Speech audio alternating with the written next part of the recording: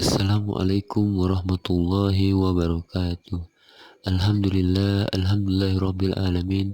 Wassalatu wassalamu ala asrafil anbiya'i wal mursalin wa ala alihi rasulillahi ajma'in, amma ba'du. Baiklah, kami dari kelompok 6 akan mempresentasikan tugas yang berjudul Jurisprudensi Warisan. Baiklah, di sini kami beranggotakan ada Okta Safira Putri,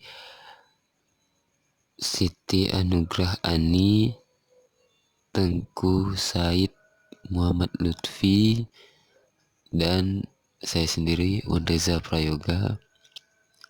Baiklah, untuk tidak memperpanjang waktu, langsung saja saya untuk materi pertama akan dijelaskan oleh kawan saya yang bernama Okta Safira Putri. Kepada Okta Safira Putri dipersilahkan.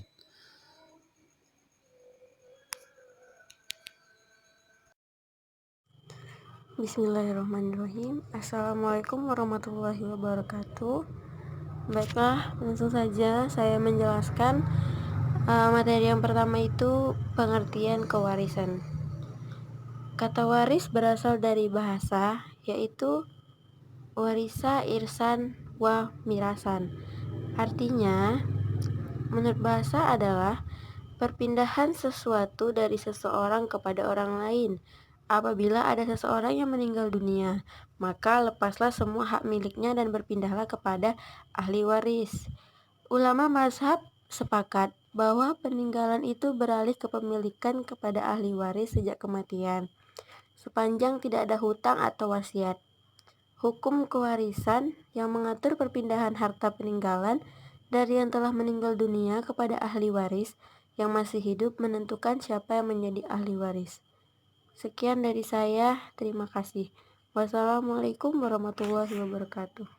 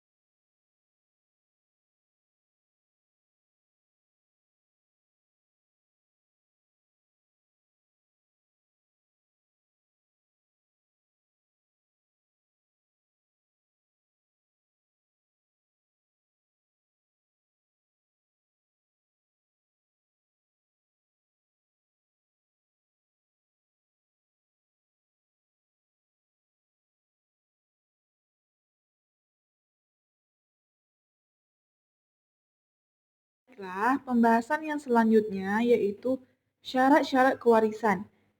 Syarat-syarat kewarisan yang pertama, matinya pewaris. Islam mengajarkan bahwa kewarisan terjadi apabila pewarisnya sudah meninggal dunia. Yang kedua, hidupnya ahli waris saat kematian pewaris merupakan suatu yang harus dipenuhi karena perpindahan hak kepemilikan dari pewaris kepada ahli waris ketika seorang yang hendak mewarisi harta tersebut benar-benar masih hidup. Yang ketiga, diketahui posisi masing-masing ahli waris. Posisi pada ahli waris hendaknya diketahui pasti kedudukannya dalam suatu hubungan dengan pewaris. Maka akan diketahui kedudukannya masing-masing ahli waris dan diketahui pula beberapa jumlah yang harus diberikan. Ini dalam pasal 832 Kitab Undang-Undang Perdata. Dijelaskan bahwa apabila ahli waris tidak diketahui posisinya, maka harta yang ditinggalkan oleh pewaris akan diberikan kepada negara. Itu berdasarkan pasal 832 Kitab Undang-Undang Perdata. Baiklah, pembahasan yang selanjutnya ini rukun-rukun kewarisan. Yang pertama, adanya orang yang akan mewarisi ahli waris, yaitu orang yang mempunyai hubungan kekerabatan karena hubungan sedarah, sebab perkawinan atau memerdekakan hamba sahaya. Yang kedua, adanya pewaris, yaitu orang yang pada saat meninggalkan atau berdasarkan putusan pengadilan agama meninggalkan ahli waris dan harta peninggalan. Ini semata-mata untuk menjaga hak ahli waris. Yang ketiga, adanya harta peninggalan. Maksudnya di sini adalah harta yang ditinggalkan oleh pewaris yang berupa benda yang menjadi miliknya maupun haknya. Dapat diketahui tirkah apabila peninggalan si mayat sudah dikurangi biaya perawatan, hutang, dan wasiat yang telah memenuhi syariat dalam kewarisan. Baiklah, selanjutnya pembahasan selanjutnya yang akan disampaikan oleh teman saya. Sebab-sebab kewarisan adalah yang pertama, hubungan nasab. Seseorang boleh mendapatkan warisan disebabkan nasab. Hubungan darah keluarga dengan si mayat seperti ibu atau bapak, kakek, nenek, dan juga cicit dan saudara. Yang kedua, hubungan perkawinan terjadinya akad nikah secara legal antara laki-laki dan perempuan sekalipun belum terjadi hubungan intim. Apabila pernikahan yang batil atau rusak tidak bisa menjadi sebab untuk mendapatkan warisan tersebut. Baiklah, selanjutnya saya akan menjelaskan tentang pengertian jurisprudensi dan jurisprudensi sebagai sumber hukum. Jadi, seperti yang kita ketahui, bahwasanya jurisprudensi ialah putusan pengadilan bagi kepada pihak yang berperkara, sehingga putusan pengadilan itu bersifat mengikat dan harus dilaksanakan para pihak yang berkaitan. Dalam ilmu hukum, putusan pengadilan disebut jurisprudensi.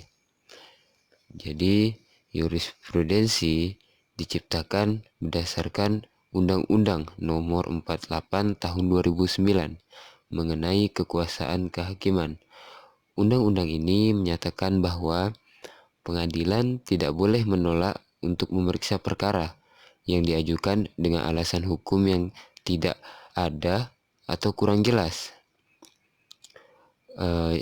Jadi seperti apa sih ketetapan hukum atau jurisprudensi dari jurisprudensi warisan?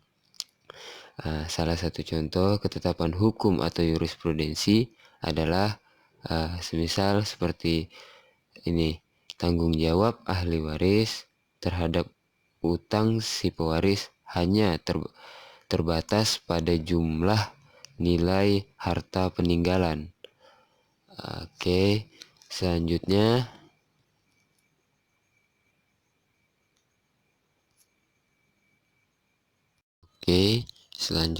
ada jurisprudensi sebagai sumber hukum. Dr. Haji Musyafa sebagai hukum pengadilan Jombang mengatakan bahwa dalam pengadilan agama, hakim harus tunduk pada jurisprudensi. Maka jika jurisprudensi mengatakan bahwa seluruh ahli waris dilibatkan, karena jurisprudensi adalah sebagai hukum formil, bukan hukum material yang bisa dilakukan ijtihad.